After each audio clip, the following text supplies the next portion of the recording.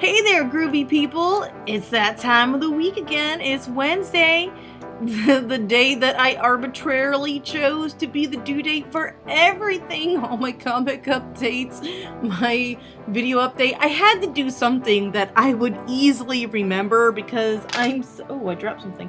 I am such an airhead that I'm not gonna remember it unless it's like on the same day.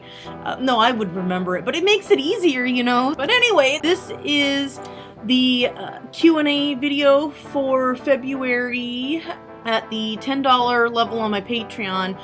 I have as an option for people to ask questions, and then I will do a monthly question and answer video. My patron did not actually have any questions this time, but was okay with me just answering some questions that I had on my comic, on Comic Theories, where I've actually gotten the most questions about Dark Horse. So what I decided to do for this month is to just answer those questions in like the video recording thing. So while I'm here with this speed paint, speed color, whatever you want to call it, I'm actually coloring it on Photoshop CS5, so it's not technically a paint, but I've noticed about on the internet that people call anything that's adding color a speed paint. So hey, what the heck? It doesn't matter, right? You're painting it in a way. If I were in if I was in paint show, would I be painting it? I don't know. I'm painting and showing it. I don't know. I'm just being silly. I need to shut up. I need to get on with the questions because I've got a lot of questions. But first, I do want to just put in a reminder. I'll put this on my I already put it on Patreon, but if anyone out there ends up being a patron, the deadline for the March question and answer videos, because I might do that video earlier, I don't know, I just like to have a deadline for that. That's going to be February 25th, next Monday, and that is also George Harrison's birthday, which is significant. I bring it up because George Harrison was the inspiration for the Dark Horse, for the whole, you know, like a lot of the art and stuff, because I was a big fan of the Beatles, you know, I had to drag it into my art. But yeah, his birthday's the 25th, and that's also the deadline for the question and answer video that I will be recording for March. So if you have any questions and you'd like to become a patron at the $10 level, then you can go over to my Patreon. It'll be in the description. Let's get on with the questions then. I have a couple. I'll try to get in as many as possible, but one of the first questions that I had, well, not the first, but one of the first questions that I'd received in the Act 5 that I'm working on right now is the Dark Horse sealed in space? And the answer is yes and yes. It's a double yes, because when it was sealed away, it was sealed within an intra-dimensional space pocket, so not extra dimensional. It is within this dimension. It's kind of like Hammer Space, if you ever watch Bugs Bunny or any kind of cartoon where they just boom, hammer or anvil or something out of thin air. That's kind of where this creature has been sealed, and the only entrance into or out of this pocket, this intra-dimensional pocket, is basically in the in the Horsehead Nebula, so way far away. So yeah, that answers that question. Somebody asked, is Shimiko supposed to be guarding Kana? And as well as the seal for the Dark Horse, and the answer is once again yes and yes. There are 7 guardians that have Crystal Lotus, have a Crystal Lotus, I should say. Can I speak in a full sentence?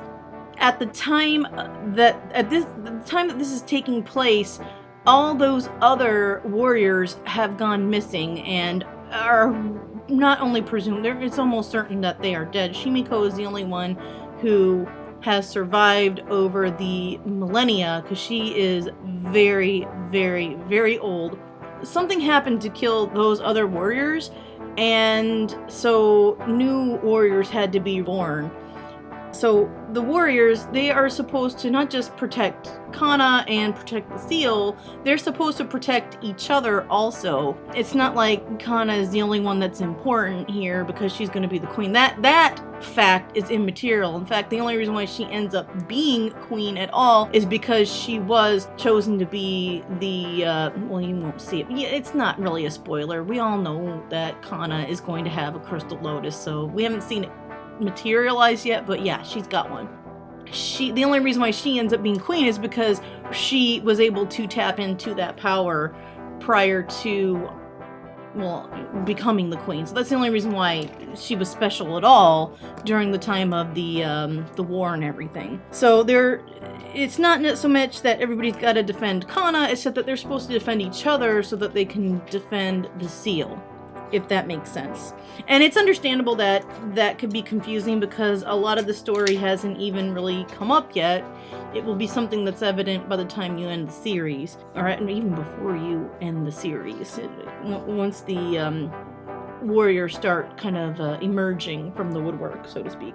Somebody asked, was Odysseus cursed to be a dragon, or could he always turn it on and off, turn into one? And the answer to that is, yeah, he has not always been a dragon. He was actually cursed by Caesima, and we will see what happened. He's going to tell that story because Odysseus, I chose the name Odysseus, like I said in a previous video, because he's kind of the storyteller. He's in essence our Homer in this, so he tells all these epic stories. So he will explain to at least one of the characters what happened to him and why he was cursed. So yeah, that answers that question. And oh my gosh, the most complex question of them all. I hope I have time.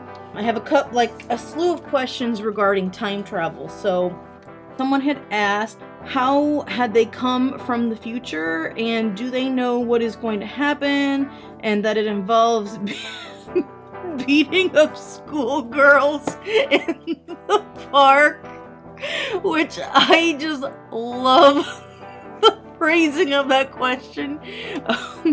But okay, so the characters who this person was asking specifically about, Rensha, Rowan, and Rowena, they actually came at the same time that Odysseus and Oisin did.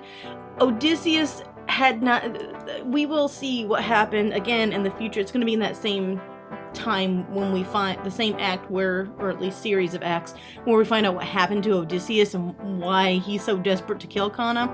He, during this event, did not see that they were actually in the same room as what was going on, and so with the time travel, any person who would be touching Odysseus at the time of him going back into the past, or touching someone who was touching him, they also would have been transported to the past.